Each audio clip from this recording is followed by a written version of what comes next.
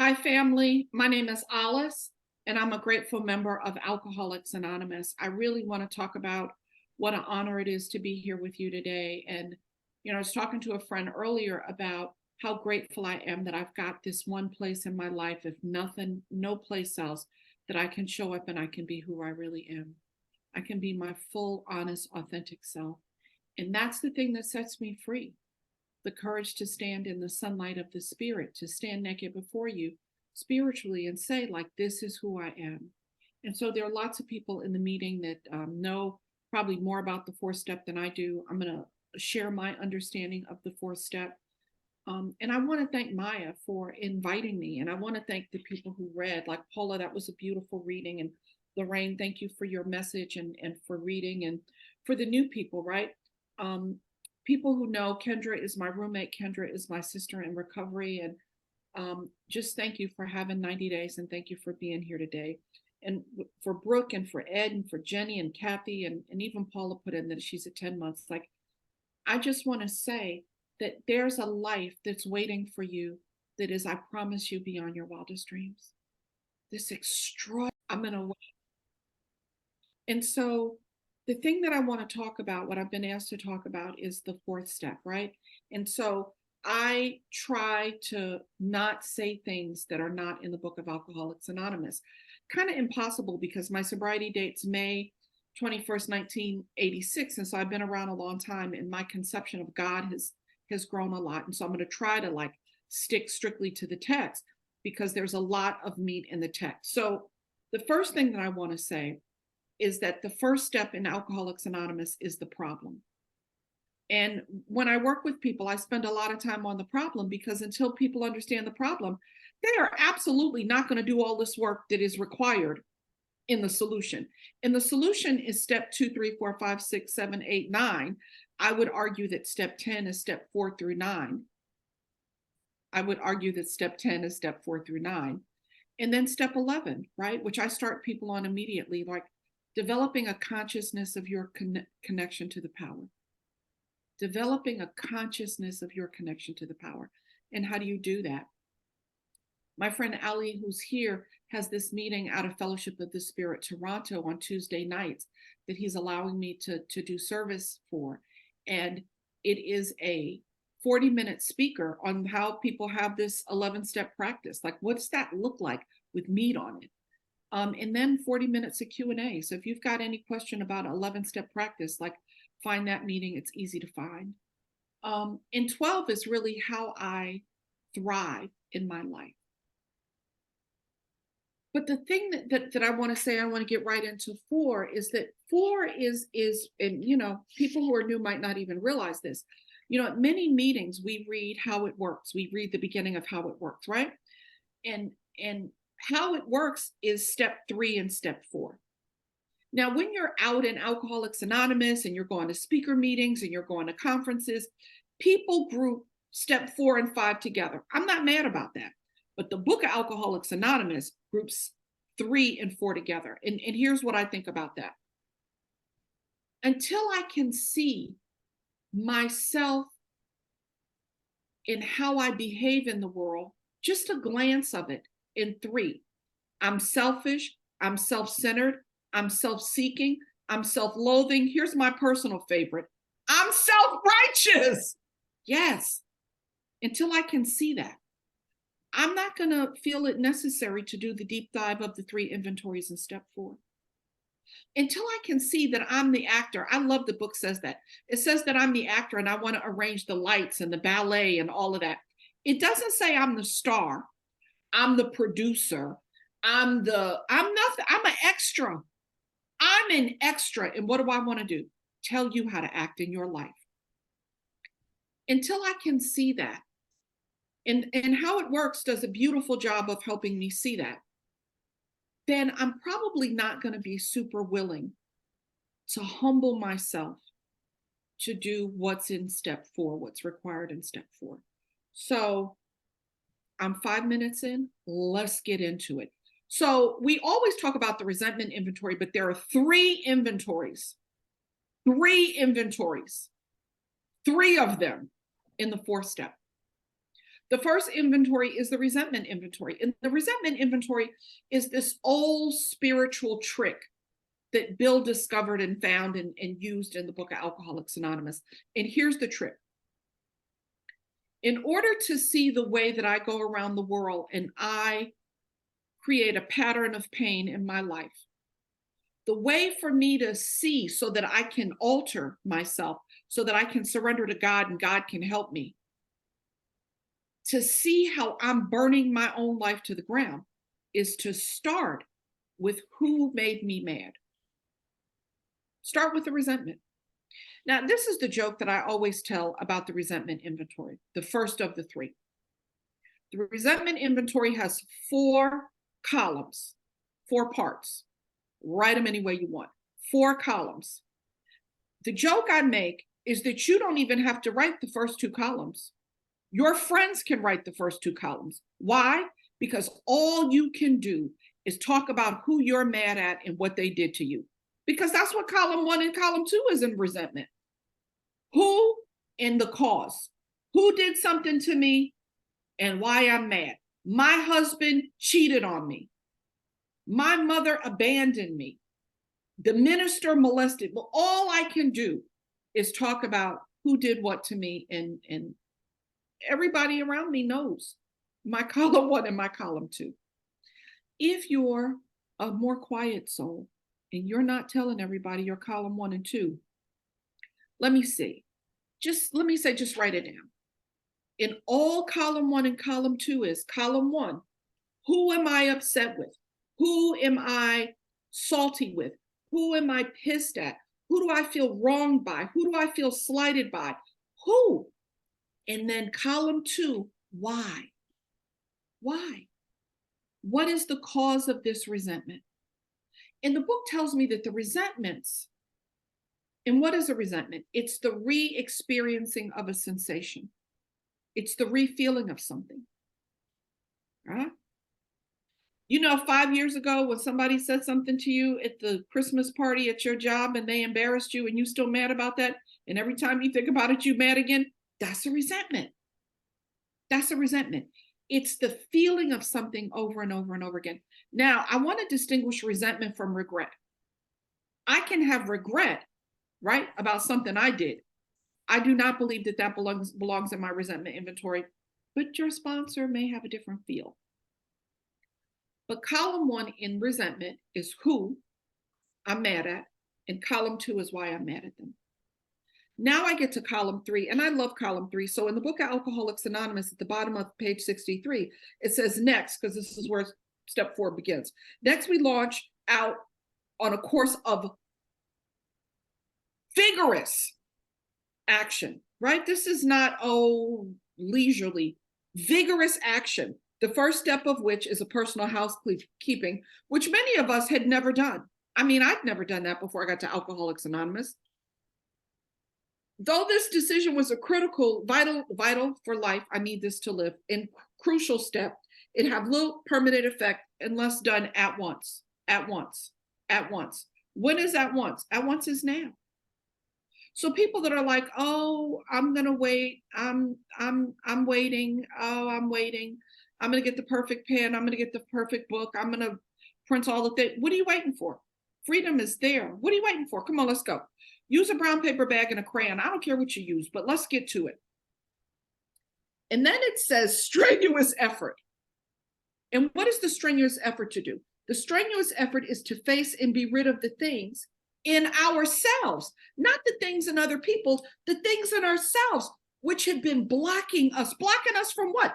Blocking us from the sunlight of the Spirit, from the grace and favor and mercy that we could be living in. And then it says, liquor was but a symptom. Oh, people don't want to hear that. People get to Alcoholics Anonymous, sorry, and they think this is a stop drinking program. I've been here a while. Drinking is a symptom. I was using alcohol, and really, you can take alcohol away and I'm going to use something else. I'm going to use sex. I'm going to use money. I'm going to use gossip. I'm going to use food. Anything outside me to seek ease and comfort is going to get me in trouble. That's been my experience. Anything outside of me and God to feel good is probably going to get me in trouble. So it tells me that liquor is the symptom. So what do I have to get down to? If liquor is not the cause, then what do I have to get down to? The causes and conditions in me. And I get down to it across these three inventories. So the first inventory, again, the bottom of page 64 is resentment. And on page 65, it gives me this example. Now, here's the thing. You ever been to an AA conference and people are walking around with the shirt, Mr. Brown needs his butt kicked? Anybody see that? Like it's a joke in Alcoholics Anonymous, right? Because when you read what Bill says, oh, Mr. Brown's flirting with my wife. He's after my job. He told my wife of my mistress. He might get my job. But all you can do is look at Mr. Brown. You can't look at Bill's not looking at himself. Hey, sir, if you didn't have a mistress, there wouldn't have been nothing for Brown to tell. If you was on your job, you wouldn't have to worry about Brown, right? But what do? All of us. I'm not talking about you. I'm talking about me. My tendency, my automatic default is to look outside of me at what's wrong. Who did what to me? Do you know the one thing that is universal? I read this somewhere. It wasn't in the book, so forgive me. The one thing that is universal about all alcoholics, right? They say that we're emotionally immature and that we feel like we're not loved enough. We're not loved right. People don't treat us like we want to be treated. That's the malady. For me, I've come to believe that that's the malady. Okay. So what I do is I write down who, Mr. Brown, right? Look at page 65. Miss Jones, the employer, my wife. I write down the cause, right? What they did. And then I write down my effects. Now, my effects is the third column, and I want to just take a moment and talk about the third column. When I got to Alcoholics Anonymous in 1987, I got here, and it was about 10 or 11 years after Joe and Charlie started doing their big book studies, right? And so people in my area, in the Bay Area, were sort of beginning to do Joe and Charlie. But Joe and Charlie brought the study of the book into being. Before that, I mean, you got to think about it, right? The people who were around when Bill wrote the book wasn't reading the book. They were the people who helped write the book.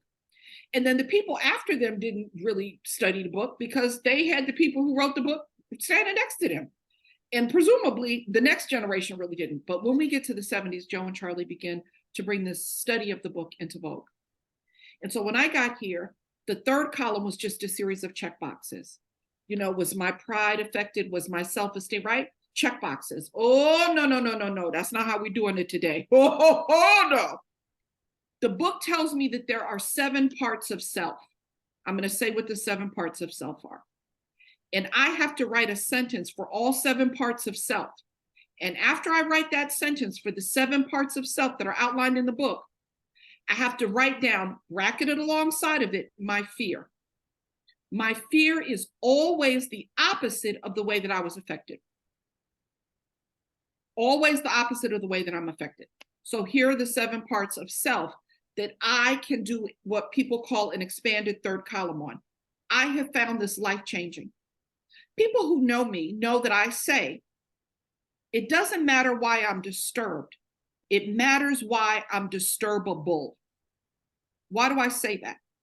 Because why I'm disturbed is what you did. And I couldn't control what I put in my mouth. I certainly cannot control you. So all I can do is focus on me.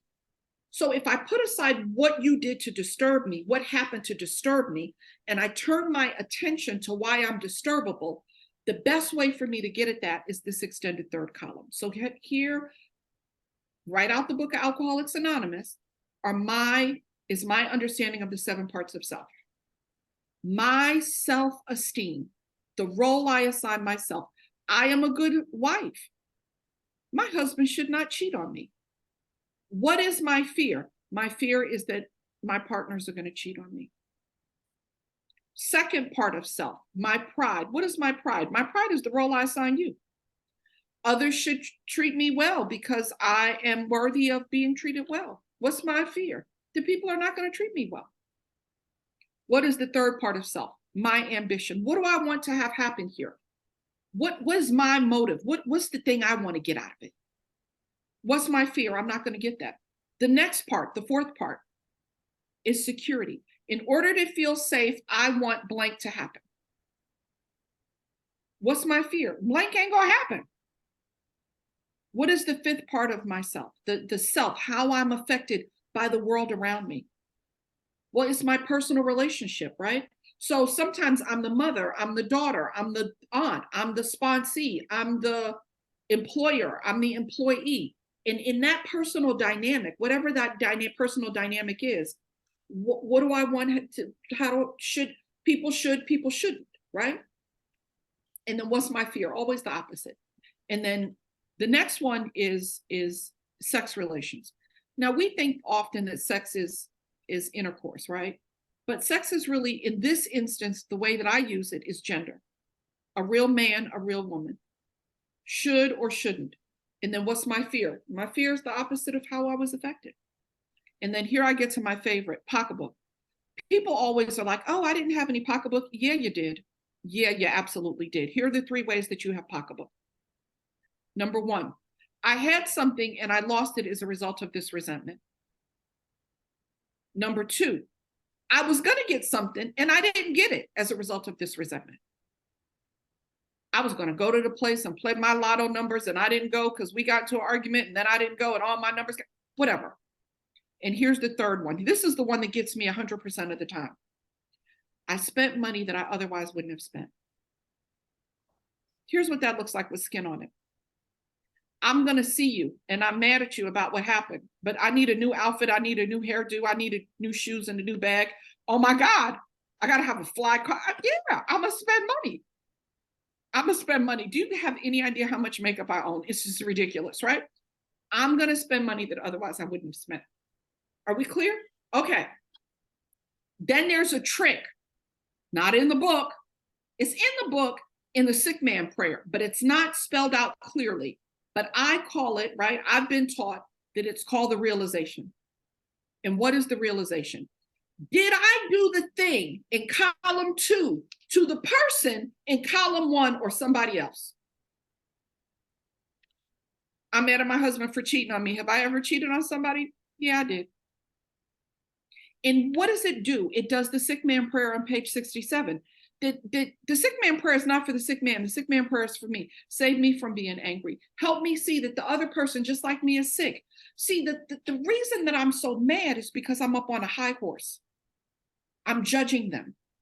But the realization helps me see that I'm really no better than the person that hurt me because I've hurt other souls. It begins to set me free. Whew. Column 4. Column 4, I think of as 4 steps down into myself.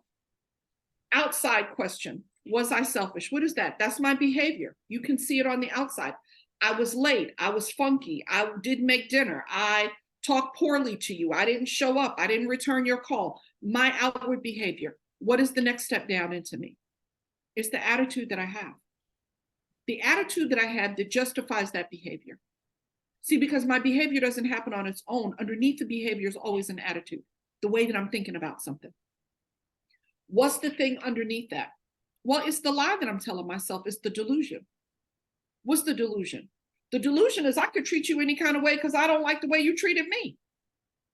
Right? No, ma'am. That's not how we live in God's world. I'm never going to get free like that. Being judge and jury and executioner. And so I have to see the lie that's feeding the attitude that's running the behavior. And then finally, I get to this last part, which is the fear. There's a fear that I have.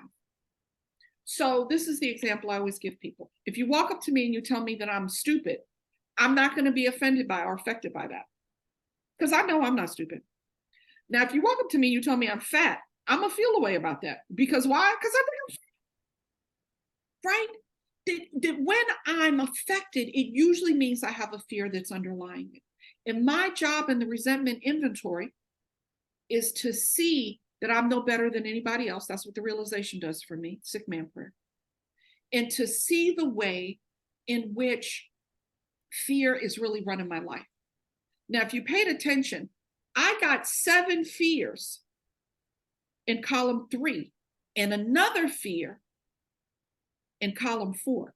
I now have 8 fears from that one resentment. And here's the money shot for this. Ready? Now I get to stand in a different position, see things from a different point of view, and ask, what is the harm that I have done? in relationship to this resentment. See, I want to tell the story about how I've been victimized and I've been done wrong. But when I really unpack it, I can see that I've done wrong, that I've treated people in ways that they do not deserve to be treated. Are we good? Are we good on resentment? That's resentment. I got to move on. So now I'm at the fear inventory. And you're like, well, what are you talking about, the fear inventory? Oh, well, if you did the resentment inventory, like I told you to do the resentment inventory, you got a bunch of fears. Every single resentment that you have produces 8 fears. And what I do is I take those fears and I write them down. And I don't just in a list, just in a straight down the page list. When I get to a fear that's a repeat, I skip it. And then once I have the total unduplicated list of fears, I sit with myself and I ask myself, why do I have that fear? Well, my fear is that I'm fat. Okay, well, why are you afraid of that? Well, because then I'm unattractive. Well, why are you afraid of that? Well, because then I can't get a partner. Well, why are you afraid of that? Well, because then I'll be alone. Why are you afraid of that? Well, because that means that nobody really loves me. Why are you afraid of that? Well, because it means I'm unlovable. Right? And I have the courage. That's why it says strenuous and vigorous. I have the courage to really examine my internal world. I have the courage to look at what's really driving my life. It says that our life is driven by 100 forms of fear, self-pity, right? Yeah, it is. But I don't even know what's driving my life. And the fear inventory helps me get it down. Now, this might sound crazy, but my experience has been if you start with 50 or 100 fears, you really can get it down to 2 or 3. My core fear is that it's impossible for someone else to love me. That's my core fear. Do I know that that's a lie? Yeah, I know that's a lie. Is it still there? Yeah, it's there. But it's not running the whole show. I mean, it might be running the side show, but it's not running the whole show anymore. Thank God it's not running the whole show. I did go to the doctor the other day and the woman did point to the scale and she said something I didn't like. And I was like, right? I'm going to throw her under the bus, but whatever. I'm not, I had this conversation with somebody the day about the difference between, why do I say I'm recovered? And, I'm not even a person that introduces themselves as recovered, but I'm recovered. From what, right? I'm recovered from the physical craving. I'm recovered from the mental obsession, and I'm recovered from the delusion that I'm God and that the separation that I have with the power makes me the power. That I'm recovered from that. Am I cured? No, I'm not cured because I have an incurable illness. I have a disease that's incurable. All I got to do is put a drink in, and all the crazy comes back. That's been my experience in the rooms of Alcoholics Anonymous. Stick around, listen to the people. I drank and it was terrible. Yeah, I don't need to go see that for myself. Thank you. Thank you very much for coming back and telling me that. Not all the people make it back. And so I do the fear inventory because I need to know what's running my life. And I need to move those things as much as I can with God, because I don't have the power to do it, out of the way. Out of the way. Because that's what's tying me to misery. Okay. Finally! I didn't think I was going to make it. Did you think I was going to make it? Okay. Finally, we're at the last one. You gotta, I mean, we're not a glum lot. So if you thought this was going to be boring, I certainly hope not. So the last column, the last inventory in the 3 inventories is sex conduct. Now, I think it's hilarious that we call it sex conduct because what is it really? Sex misconduct. And I really should take sex out of it. This inventory really is about the way that I misbehave in my personal relationships. And if you're here for a while, I mean, be where you are, just be where you are, wherever you are, be there. But if you're here for a while, you can begin to use this inventory to look at all of your relationships. And the beauty of this inventory, and there are people that I know that have been around for a long, long time, and you ask them what their sex ideal is, and they're like, what you talking about? What you mean? What am I talking about? What do you mean? What am I talking about? Right? So the last of the 3 inventory, it asks me things that are very similar in some ways to the first inventory. Bill's sense of humor, page 69. Come on, Bill. Bill's sense of humor. I really appreciate that. So the middle of the page, it says, we reviewed our own conduct over the past years. Where had we been? And it gives me 9 questions.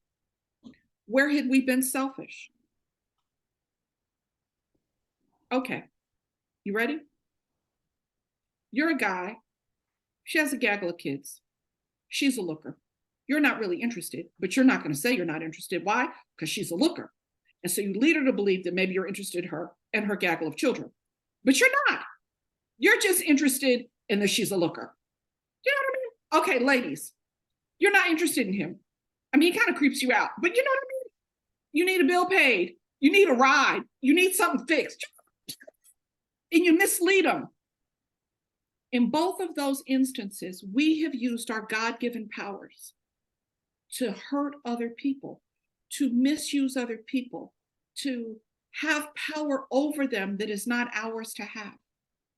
Remember, this is a spiritual journey. And so I'm asking these questions from a spiritual, I'm not talking about both me and you wanted to do the nasty and we did. That's not what we're talking about here. We're talking about relationships where you have used your natural instincts and your natural God-given powers, because sex is a power. I don't know if you know that. Sex is a power. To have power over someone else in a way that is inappropriate, that is harmful to them and ultimately harmful to you. So here are the questions. Where were you selfish? Where were you dishonest? Where were you inconsiderate? Whom had you hurt? So selfish, dishonest, inconsiderate, whom had you hurt? Where did you unjustifiably arouse jealousy? There's nothing happening with me and the dude at work, but I just keep coming home talking about the dude. I just keep getting dressed up, going to work. I buy new perfume. Ain't nothing going on, but I want you to think something's going on so you can pay me some more attention, right? Where did I unjustifiably arouse suspicion? Where did I unjustifiably arouse bitterness? Where were we at fault? And then here's the money question. And what should we have done instead? Now, you can never, ever, ever say, I shouldn't have gotten into the relationship, because, folks, it's a little late for that. So let's no mulligan on the relationship stuff, right? You've done it. And the question is, in it, how could you have been better? How could you have been more of how God would have you be, who God would have you be?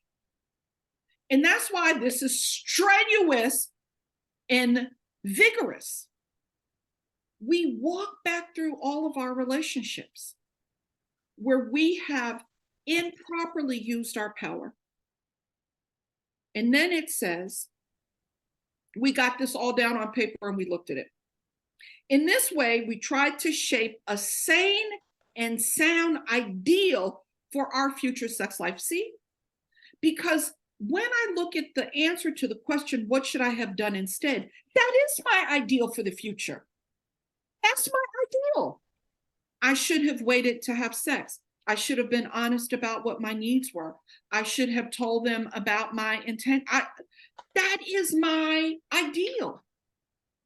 So I get the sex ideal by looking at the ways that I've made mistakes. That's why the book tells me that my dark past is my greatest asset. They're not kidding. We subjected each relationship to this test. Was it selfish or not? We asked God to do what? Mold our ideals and to help us live up to them. See, because I can have an ideal I can't live up to. Let me say that differently. I have ideals I can't live up to. Yeah, I do. Unfortunately, I'm recorded, so I can't say the thing I want to say, but you guys can go ahead and fill in the blank, right? I have ideals, right? And I need support from the power to live up to my ideals. Whatever our ideal turned out to be, we must be willing to grow towards it. I don't have to be it, but I have to be willing to grow towards it. We must be willing to make amends where we have done harm, just like resentment, provided that we do not bring still more harm in doing so, just like resentment. In other words, we treated sex as we would any other problem. In meditation, we ask God what we should do about each specific matter. The right answer will come if. Everybody that knows me knows. If is my favorite word in the book, Alcoholics Anonymous. If we want it. Now, if I want to keep going around being, like I am, manipulative, right? I don't want it. But if I want it, it comes. All right, I think I'm done. I'm at the 30-minute mark. Let me just say that the inventory process doesn't end in 4. That I learn how to do the inventory in 4. And when I get to step 10, the first word in that step is continue. I continue to, this is not like I need to get it perfect. I need to do it's perfect. It doesn't need to be perfect. It just needs to be honest. Don't dilly-dally. Why? If freedom and joy is waiting for you, would you dilly-dally? Do 4, and then find someone, closed mouth person you can trust. I had a sponsor and I did my inventory and I got to the sex inventory. And, I didn't know what I was doing. It was early on. And like I read all the names and she said, oh my. And I thought to myself, that's not the whole list, girl. I'm gonna keep putting names on that. Oh my, right? That what you don't want to be with someone that's going to make you feel judged. Because everybody has a different story. Everybody has, my friend Ali says it, everybody has a different assignment. And so be in your assignment. Be joyful in who you are. And it doesn't need to look like anybody else. But when I do this and I really, really commit myself to do it, I know that when I tell somebody in 5, they'll help me see the pattern. The pattern of what? The pattern of pain that I created in my life. I'm blaming everybody else. Oh, I keep dating the same person. No, I'm the same person. I keep, these people at my job, every unit I go to, it's the same people. No, you're the same people, right? That I have to see that, and someone can help me do that in 5. And then in 6, I can admit that it's objectionable. Objectionable just means it doesn't work. If it worked, it wouldn't be objectionable, right? And then in 7, I have to be like, I don't even know what's good and bad. God, you have all of me. So that I can clean up the wreckage in 8 and 9, and then do this ongoing inventory. Inventory in 4, discussion of inventory in 5, looking at inventory in 7, learning from that inventory in, looking at inventory in 6, learning from that inventory in 7, doing the work I need to do to clean up the past from the inventory in 8 and in 9, and then doing what? Going back to inventory in 10. Going back to inventory in 10. And then what do I do in 11? Inventory. Inventory. I'm going to stop. I'm a big book girl, but I do appreciate the 12 and 12. And on page 98 in the 12 and 12, it says that, and I never get it right, but it says something like, self-examination, prayer, and meditation are all lovely, and they're all useful. But when they're logically combined and interwoven, they create an unshakable foundation. And I want to tell you what I was like when I got here. A hangnail, my life was shook. You looked at me wrong, I was shook. You didn't call me back, I was shook. Now I really don't, for whatever. Not only don't I care what I think you think of me, I don't care what you tell me you think of me. It's none of my business if me and God are cool. And how do I get to that level of freedom? Inventory. And what does inventory take? Unsparing, unceasing self-examination. Maya, thank you so much for allowing me to have fun today. Wow. Can we all unmute and come in and show our appreciation to our speaker, please? Thank you, Olis. Disappointed, Olis. Thank you, love. You're a crazy girl. Thank you, Crazy, but Olive. I loved fantastic. it. I didn't get all of it, but Thank yeah, you, Olis. Love Thank you. you so much. Beautiful. Thank you, Alice. Where did she go? Thank you, Alice. As always, unbelievable. Always.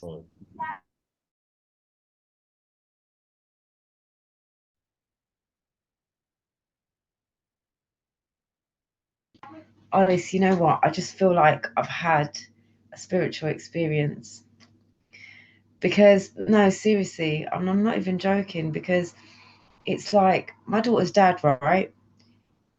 I'm like, he says all these things to me. He does all these things to me. He's like, and now I'm starting to look at it in a different way. What have I done to arouse, And I am so like, unless I don't address this, I'm going to keep going back into that resentment. I'm going to keep going back round that cycle over and over, and not just with him, with everyone else. Why are you talking to me like that? What have I done to you today? What have I done to you today? It's not about what I've done to you today. It's about what I've done to you 10 years ago. Because I haven't addressed myself. I loved what you said about, you can have another partner or another relationship until I address myself. That same thing is going to keep cropping up over and over and over again. And I also loved what you said when you said, do you know, if someone is disturbing me, what is it in me that is allowing you access? Because I'm giving you access. Yeah, I'm giving you access to disturb me. I'm putting myself in the firing line. I'm giving you access to disturb me. I need to look at myself, because if it's not you, it'll be someone else tomorrow. Yeah, that's going to disturb me in the same way. If it's not you, it's going to be someone else tomorrow. And I loved what you said about you said something about I don't care about what you're doing as long as I'm good with God. And do you know what? I'm telling you, oh my God, I loved your share. I'm going to start following you. I need to start following you. Right. Okay. So, okay, where are we? We are at tradition 7. Can we have tradition 7 on the screen, please? So, we've got tradition 7. In line with our tradition 7, every AA group should be fully self-supporting, declining outside contributions.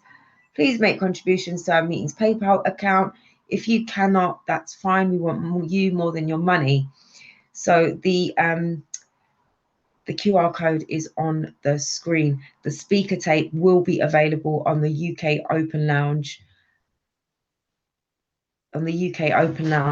WhatsApp group. I will put up the links for the WhatsApp group if you would like to join for that. So next week's speaker, we've got JJ coming in to do step 5. And on Saturday, we have Howard Eva doing part 2 of the journey through the steps, the triage. So I can't wait for that. So I'm now going to open the meeting for questions and answers for general sharing. Please direct your questions to our speaker, and Olis, feel free to share back. You can unmute and unmute, and I'm just going to hand it over to you guys. Thank you. So if you want to use your raise hand function, thank you so much.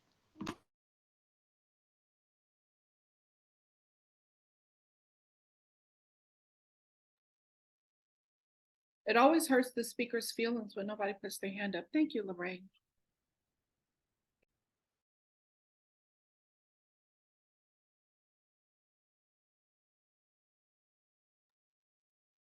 Okay, here we go. Here's Lorraine. Brilliant. Thank you. An audio. Hi, I'm Lorraine. I'm an alcoholic. Oh my gosh, Olis, it's always a master class when you talk about a step. And I mean, for me, I think you're the person